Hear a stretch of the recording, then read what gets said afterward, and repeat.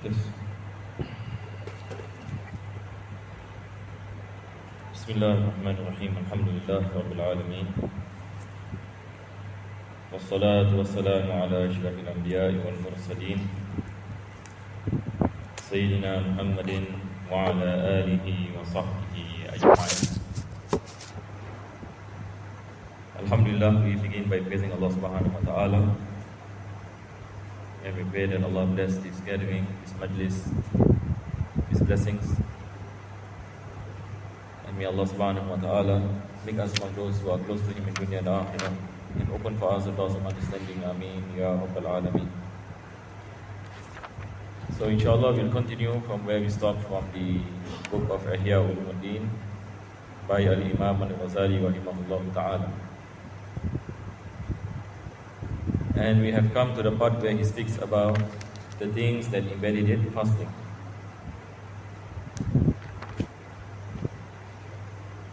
So he mentioned إلا أن يقطر فيه ما يبلغ المثانة وما يصل بغير قصد من غبار الطريق أو ذبابة تسبق إلى جوفه أو ما يسبق إلى جوفه في المضمضة. Yani Imam Ghazali is saying that there are certain things that are exceptional when it comes to invalidating the fast. So he gave the example that if a person walks on the street and he accidentally breathes in the dust, yani from the streets, this is forgiven. Likewise, a fly enters into his body, either to the nostrils or to the mouth. This is also forgiven. And likewise, when a person takes ablution excessively, if a person takes any ablution not excessively, then it is forgiven. Yani if some remnants of water enters into the body, فَيُفْتِرُ لِأَنَّهُ مُقَصِّرٌ إِلَّا إِذَا بَالَغَ فِي الْمَضْمَضَةِ فَيُفْتِرُ. Unless if a person does the gargling excessively. Yani if a person takes the ablution and he does the gargling excessively, and parts of the water enters into the body, then it becomes invalidated. وَهُوَ الَّذِي أَرَدْنَا بِقَوْلِهِ عَمْدًا فَأَمَّا ذِكْرُ الصَّوْمِ فَأَرَدْنَا بِهِ الْإِحْتِرَازُ عَنِ النَّاسِ فَإِنَّهُ لَا يُفْطِرُ. So all these things, and he says that if a person does it intentionally, because the opposite, and he is forgiven. If a person is forgetful that he is fasting, then it is excused. But if a person does it intentionally, then the fasting becomes invalidated.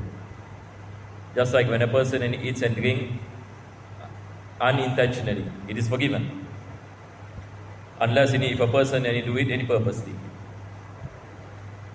أما من أكل عامدا في طريق النهار ثم ظهر له أنه أكل نهارا بالتحقيق فعليه القضاء. Yani those who eats intentionally, and then he thought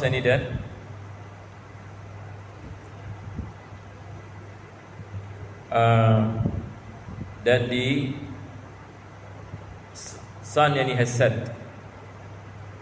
Yani this is a situation that if a person is breaking his fast, and then he thought that the adhan has come, but actually the adhan has not come, the fasting becomes invalidated, and it is compulsory that he make up for the fast. So here Imam Ghazali is saying that if a person he eats assuming that the sun has already set, but actually the sun has not set, so the fasting becomes invalid.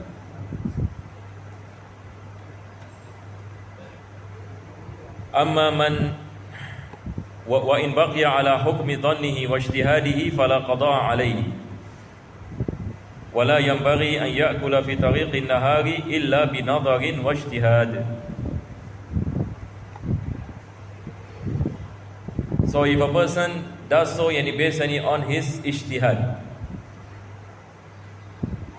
and the thing has not become apparent to him that he has eaten before the time of Maghrib, the fasting is still valid.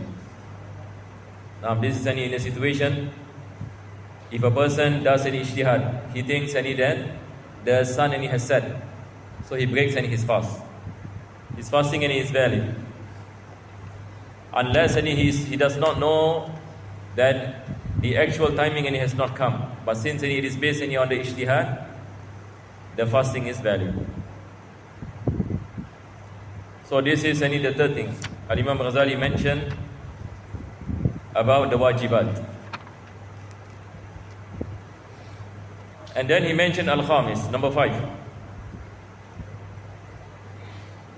The fifth obligation in fasting, he said al-imsaku anil jima', that the person abstain from sexual intercourse. So we know that sexual intercourse makes fasting invalid.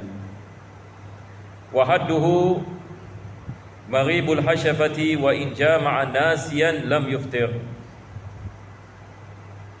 So here he mentioned how do we ascertain that sexual intercourse occurs or does not occur. He said the minimum is maghibul hashafa. This is a term that is used by the fuqaha. Maghibul hashafa. Maghibul hashafa means that the end of the penis is inserted into the vagina. So this is called maghib al hashafa. In this situation there is sexual intercourse. So if there is any sexual intercourse, it invalidates the fast. But unless if a person forgot that he is fasting, then he does not invalidate the fast. So he said, وَإِنْ جَامَعَ لَيْلًا أَوْ احْتَلَمَ فَأَصْبَحَ جُنُوبًا لَمْ يُفْطِرْ. If a person does sexual intercourse at night, and then when he wakes up in the morning, he wakes up in the state of junub, the fasting is still valid. And if a person does sexual intercourse at night with his wife, and he does not bathe the obligatory bath until Fajr, so when he comes into Fajr, he is in a state of janaba. Can he fast? Yes, he can fast. As long as he made the intention last night that he wants to fast, the fasting is valid. وَإِن طَلَعَ الْفَجْرُ وَهُوَ مُخَالِطٌ أَهْلَهُ فَنَزَعَ فِي الْحَالِ صَحَ صَوْمُهُ. Here Imam Ghazali gave an example. He said that if a person does sexual intercourse at night, and then just before Fajr he stops, just before Fajr, the fasting is still valid. Meaning he makes the intention to fast. He performs a sexual intercourse with the wife, and then just before Fajr and he stops, the fasting is considered to be valid, even though he comes into the time of Fajr at a state of janaba. فَإِنْ صَبَرَ فَسُدَ وَلَزِمَتْهُ الْكَفَارَةِ. But if he does not stop all the way until Fajr, the fasting becomes invalid, and it is wajib upon him to pay the kafara, the compensation. And if you have the compensation for jima, that is to free a slave, or to fast 2 months continuously, or to give food to 60 poor people. This is kafara to Saum.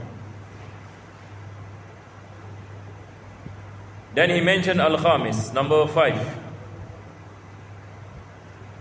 Al-imsaku anil istimna. Number 5 is to abstain from masturbation. So sexual intercourse makes fasting invalid. Masturbation also makes fasting invalid if there is ejaculation. So he said, وَهُوَ إِخْرَاجُ الْمَنِي قَصْدًا بِجِمَاعٍ أَوْ بِغَيْرِ جِمَاعٍ. If a person masturbate either through sexual intercourse or not through sexual intercourse, by other means, fasting becomes invalid. فَإِنَّ ذَلِكَ يُفْتِرُ ولا يفطر بقبلة زوجته ولا بمضاجعتها ما لم ينزل. Yani he said kissing the wife and hugging does not make fasting invalid unless there is ejaculation. Unless there is ejaculation. لكن يكره ذلك. He said it is makruh. Yani that is why in fasting is makruh to do things that can arouse the sexual desire. إلا أن يكون شيخا أو مالكا لإربه. Here he said unless if a person is very old. If a person is very old and usually they can guard their desires, or a person who is confident that there is no arousal, then it is permissible. فَلَا بَأْسَ بِالتَّقْبِيلِ وَتَرْكُهُ أَوْلَى. So he said there is no harm in kissing, but not to do it is better. وَإِنْ كَانَ يَخَافُ مِنَ التَّقْبِيلِ أَنْ يُنْزِلْ فَقَبَّلَ وَسَبَقَ الْمَنِي أَفْطَرَ لِتَقْصِيرِهِ. And if a person kiss and he knows that this will arouse his sexual desire and there is ejaculation after kissing, then the fasting becomes invalid because of his own fault. As-sadis al-imsaku an ikhraj al-qayd. And he said, and number 6, that makes any fasting invalid is to abstain from removing vomit. Removing vomit meaning vomiting intentionally. If a person vomits intentionally, fasting becomes invalid. فَالْإِسْتِقَاءُ يُفْسِدُ الصَّوْمَ وَإِنْ زَرَعَهُ الْقَيْءُ لَمْ يُفْسِدْ صَوْمَهُ. So here, if a person purposely does something and remove the vomit from his body, he put his hand into his mouth, for example he vomits, then this invalidates the fast. But if a person vomit unintentionally, this does not invalidate the fast. So it depends what kind of vomiting that makes our fasting invalid. It is a vomiting that is intentional. وَإِذَا ابْتَلَعَ نُخَامَةً مِنْ حَلْقِهِ أَوْ صَدْرِهِ لَمْ يُسِدْ صَوْمَهُ. Then Imam Ghazali speaks about phlegm. If a person, for example, remove phlegm, does this invalidate the fast? No, it does not invalidate the fast. رُخْصَةً لِعُمُومِ الْبَلْوَى بِهِ إِلَّا أَنْ يَبْتَلِعَهُ بَعْدَ وُصُولِهِ إِلَى فِيهِ. And the reason it does not invalidate the fast for phlegm, because normally when people fast there is phlegm, so it is forgiven. So when it comes into phlegm, if a person remove any phlegm from the body, it does not invalidate the fast, unless if he swallow the phlegm. The phlegm comes out into the mouth and he purposely swallows it. This makes fasting invalid. وصوله إلى فيه فإنه يفطر عند ذلك وأما لوازم الإفطار فأربعة.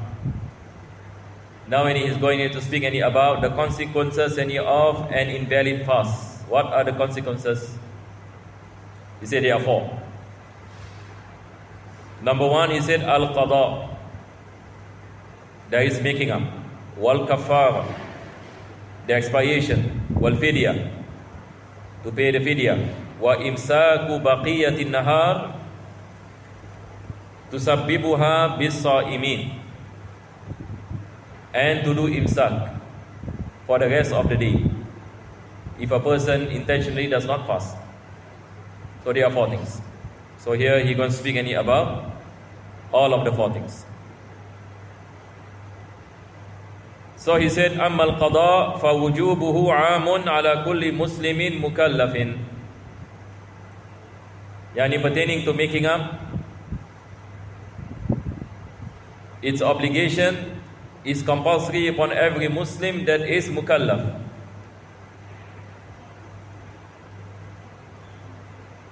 So if a person does not fast, it is compulsory upon him to make up for the fast.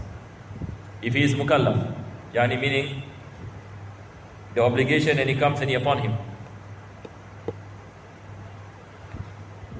Bi uzrin aw bi ghayri uzrin. Whether a person has a reason not to fast or no reason not to fast. So for example, if a person has a reason not to fast, he's sick, then it is compulsory upon him to make up for the fasting. But if a person does not have any reason to fast, likewise, it is compulsory for him to make qada, that he have to make up for the fasting. فَالْحَائِضُ تَقْضِ الصَّوْمَ وَكَذَا الْمُغْتَدِ. Likewise, the woman who is under menses, if she is having menses and she does not fast, she has to make up for the days of not fasting. Likewise, the apostate, a person, na'udhu billah min zalik, apostate, it is compulsory upon him and to make up for the fast during the days any of apostasy. If he comes back to Islam, and there are people, for example, they apostate any for 10 years. After that, they make tawbah. They enter back any into Islam. They have to make up any for all the days any of Ramadan that they do not fast while in the state of apostasy. Likewise, any woman any who is under menses, they have to make up for the fast. أما الكافر والصبي والمجنون فلا قضاء عليهم. But when it comes to the non-Muslim, a child who has not reached puberty, and the mad person, there is no need for them to make qada. Yani meaning, if a non-Muslim enters to Islam, do we tell him you have to make qada all the fasting the years when you are in kufr? No. Because why? This is forgiven for them. So they are not obliged to make up for the fasting in the days any when they are non-Muslims. Likewise, when it comes to children, so fasting any becomes any compulsory when a child reaches puberty. But what happens any the days before puberty? There is no need for them to make qada because fasting is not obligatory upon them. Before puberty, no obligation. It is just a recommendation. It is not an obligation. So there is no need for them to make qada. Likewise, an insane person. Insane any person recovers any from insanity. Do we tell him any to make qada for the days any of insanity? No. No need any for them any to make qada. فَلَا قَضَاءَ عَلَيْهِمْ وَلَا يُشْتَرَطُ التَّتَابُعُ فِي قَضَاءِ رَمَضَانِ. And it is not obligatory to make up the days of Ramadan continuously. It is not any condition. Yani if a person does not fast and he wants to make up for the fasting, is it compulsory any that he fasts straight? He fasts any continuously? The answer is, it is not compulsory that he fasts continuously, unless if he does not fast without any reason. If he does not fast any without any concession, then it is compulsory upon him to make up any for the fast, and he has to make up continuously. Meaning, so let me give you an example. If a person does not fast for 3 days without any reason, when comes into Shawwal, it is compulsory that he make up any for the fast immediately. So immediately, any meaning the second day of Shawwal, he has to make up any for the fast, the 3 days. Because this is a situation where he does not fast without any reason. Why you do not fast? Because I do not want to. Khalas, and we say you have to make up, and it's sinful. And when you make up any, it must be continuous. It must be immediate. It cannot be prolonged. But if a person is sick, and if, for example, in Ramadan and he is sick, doctor say he cannot fast, so he does not fast, for example, because fasting and he can harm him. In this situation, it is not compulsory upon him any to make up immediately. He can take his time until the next Ramadan, until the next any Ramadan. So he has any 1 year to fast, 1 year. So for example, and if he is sick any for 3 days, after any Ramadan, and he has to make up any for the fasting. When is the due date any for his making up? The due date any comes in the next Ramadan, all the way any until the next any Ramadan. But if a person does not fast until any Ramadan, then he has to pay the fidya for every day. So for example, any 3 days he doesn't fast, and he does not make up any for the fast until reach any the next any Ramadan. Now when we say it is compulsory upon him and to pay fidya for every day he does not fast, because he delayed any his fasting any all the way until the next any Ramadan. So 1 mode any of rice any for every day. 1 mode of rice any is about 544 grams. 544 grams for every day. Now, so he said, وَأَمَّا الْكَفَارَةُ فَلَا تَجِبُ إِلَّا بِالْجِمَاعِ. Number 2, and Imam Ghazali is going to speak about kafara. So he spoke about qada, now he spoke about kafara. Kafara and his expiation. And he said an expiation is specifically for a person who breaks his fast by sexual intercourse. A person who breaks his fast by sexual intercourse, then it is not any compulsory, it is compulsory upon him to pay the kafar. وَأَمَّا الْإِسْتِمْنَاءُ وَالْأَكْلُ وَالشُّرْبُ وَمَا عَدَى الْجِمَاعِ لَا يَجِبُ بِهِ كَفَارٌ. But when it comes to masturbation, eating and drinking, meaning any other things that a person break the fast, there is no expiation except for sexual intercourse, except for jima. And if a person break his fast by ejaculation, there is no kafara. If a person eats and drink, breaking his fast by eating and drinking, there is no kafara. When is there is kafara? There is any kafara when a person breaks the fast by sexual intercourse, only by sexual intercourse.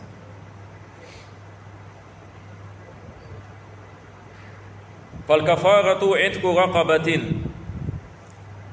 So he said kafara is to free a slave. Last time we have slave. And when a person does jima and break his fast intentionally, then he has to pay the expiation. He has to free a slave. Nowadays there is no more slave. So we go to the next in sequence. So he said, فَإِنْ أَعْصَرْ فَالصَّوْمُ شَهْرَيْنِ مُتَتَابِعَيْنِ. If he cannot free a slave, like nowadays there are no slaves, so how does he pay the kafara? You say you go to the next level. Next level is Saum shahrain mutatabi'ain, that you have to fast 2 months continuously. 2 months continuously you have to fast. وَإِنْ عَجَزَ فَإِطْعَامُ سِتِّينَ مِسْكِينًا مُدًّا مُدًّا. If a person he says, I cannot fast 2 months continuously because I'm sick.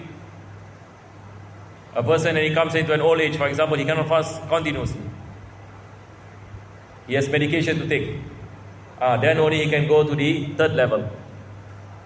That is, he pays food for 60 people. And each person he gives 1 mod of rice.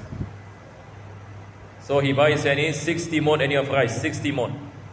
1 mod is about 554 grams, you times 60. And then he has to give to 60 people. This is the third stage of paying the kafar. وَأَمَّا إِمْسَاكُ بَقِيَّةِ النَّهَارِ. The third thing he speaks about imsak. So Imam Ghazali spoke about the meaning of al-qada, the meaning of kafara. Now he speaks about the meaning of imsak. Imsak baqiyatin nahar. What is the meaning of imsak? The meaning of imsak is a situation where a person observes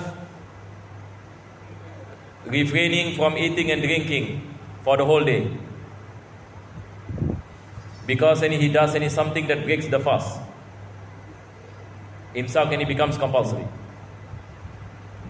And for example, if a person forgets to make the intention at night, and he wakes up in Fajr, and he forgot to make the intention to fast, so we say the fasting is not valid, and it is compulsory upon him to observe the imsak.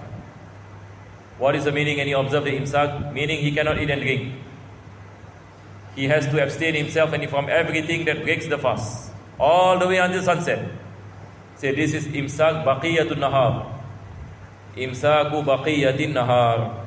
And this is wajib upon him. But if a person he does not fast, and then he eats and drinks, it is haram upon him, sinful. Although we say the fasting is not valid, but it's not permissible for him to eat and drink. Why? Because imsak is compulsory. So if a person, for example, he intentionally eats, the fasting becomes invalidated. Imsak is compulsory upon him. He cannot be saying that I want to continue eating. If he continues any eating, he bears any the sin. Because imsak is wajib, compulsory. فيجب على من عصى بالفطر أو قصر فيه ولا يجب على الحائض إذا طهرت إمساك بقية نهارها. So he said that imsak and it is compulsory upon everybody who breaks the fast intentionally without reason.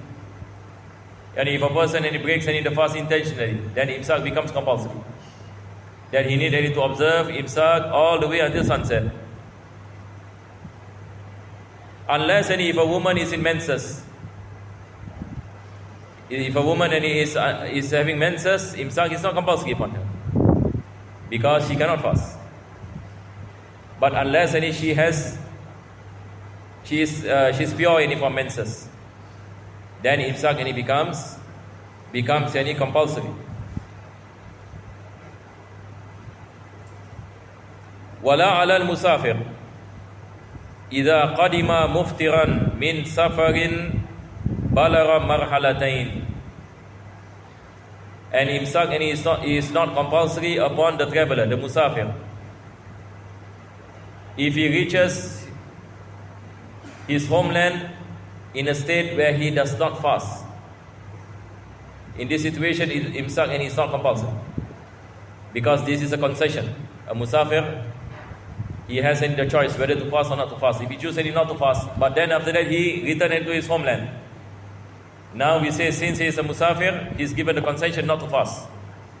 So in that situation, imsak is not compulsory if he reaches his homeland in a state where he does not fast. So this is a concession. But the condition Imam Ghazali mentioned that it must be marhalatain. The destination and it must be more than 2 marhala. And 2 marhala is about 86 kilometers. ويجب الإمساك إذا شهد بالهلال عدل واحد يوم الشك. Then Imam Ghazali mentioned that imsak can become obligatory for a person who did not fast on the day of shak. And then he found out that actually this is the first day of Ramadan. That is, sometimes when we look at the moon, we do not know that tomorrow is Ramadan. So we assume that tomorrow is not Ramadan. But then when tomorrow comes and somebody said that actually I saw the moon, and actually people are fasting, then it is compulsory upon us to observe imsak if we do not fast. But this is not a sin. But imsak and it becomes compulsory because now it is clear that it is Ramadan. وَالصَّوْمُ فِي السَّفَرِ أَفْضَلُ مِنَ الْفِطْرِ إِذَا لَمْ يُطِقْ وَلَا يُفْطِرْ يَوْمْ يَخْرُجْ. So he said that fasting and is better for travelers if they are able to fast. Unless and if they are not able to fast, then they can break their fast. But if a person is strong and he said that I can fast and he was traveling, then it is better for him to fast.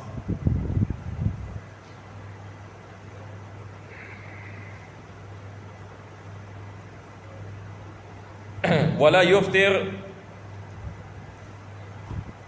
يوم يخرج Yani when it comes to travelers, a person is obligated to fast if he travels after Fajr. If a person travels after Fajr, it is compulsory upon him to fast. But if he travels before Fajr, then he is given the choice whether to fast or not to fast. So for example, if you are taking flight, for example 4 a.m. Ramadan, 4 a.m. and you take a flight, then you can choose to fast or not to fast in your journey. But if you live in Singapore, for example, and 7 a.m., then it's wajib for you to fast, although you are traveling. Because the condition for travelers is that if they go out any of their country before Fajr, if they go out before Fajr, then only they can have the choice whether to fast or not to fast. Otherwise, it is compulsory upon them to fast. وَكَانَ مُقِيمًا فِي أَوَّلِهِ وَلَا يَوْمَ يَقْدُمُ إِذَا قَدِمَ صَائِمًا. And likewise, if a person is fasting and he reach his homeland, then it is compulsory upon him to fast. There is no choice for him to fast or not to fast. So from here, alhamdulillah, we have reached the end of the four situations that is mentioned by Imam Ghazali with regard to imsak. Inshallah, we will continue next on Thursday. May Allah subhanahu wa ta'ala bless us with tawfiq. ربنا تقبل دعانا انك انت السميع العليم وتب علينا انك انت التواب الرحيم واختم بصالحات اعمالنا واجرنا الله يا كريم بفضل سبحان ربك رب العزه عما يصفون وسلام على المرسلين والحمد لله رب العالمين.